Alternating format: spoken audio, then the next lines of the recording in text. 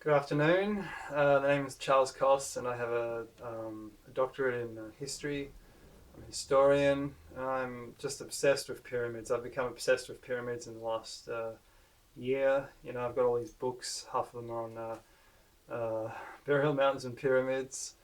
And one of the things that really attracted my attention was the fact that large burial mounds or pyramids often do not contain a burial. So what I was thinking is this is actually the same religion scattered across Eurasia, Egypt, America, but it was scattered in a very primitive era. And this would have been perhaps the third millennium BC at the latest. This is when this religion died out. So, in fact, the religion itself is maybe 10,000 years old. It's pre-agricultural. Uh, and it's scattered. It overlapped. People traded, and I believe the Babel story is in fact a reaction to this pyramid religion.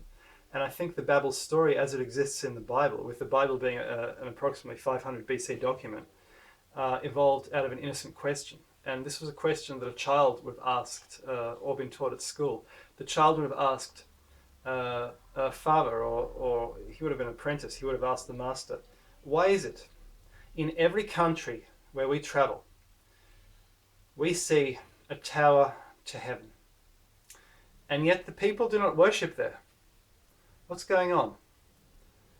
And the father or the master or whoever would have said, what happened was, long ago, men were arrogant. They thought they could control agriculture, control the gods, maybe even provide a home to the gods, force them to be in a particular location. Maybe countries compete, or kingdoms or whatever, competed with each other, and to try and build the biggest pyramids, to center the gods in their particular kingdom or polity.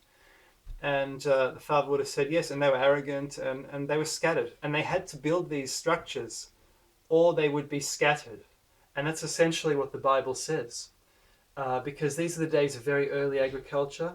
The pyramids are being built to provide a home for the gods, in my opinion, for the fertility gods, for the helper gods, people like Prometheus or Loki, a sort of Lucifer type god, and or even Merlin, or Odin, or any of these gods, or even Buddha. These are all associated with mounds, pyramids.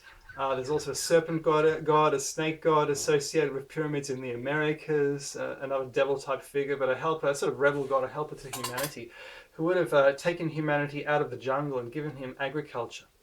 And these may have been semi-nomadic people, explaining why pyramids are scattered all over the world.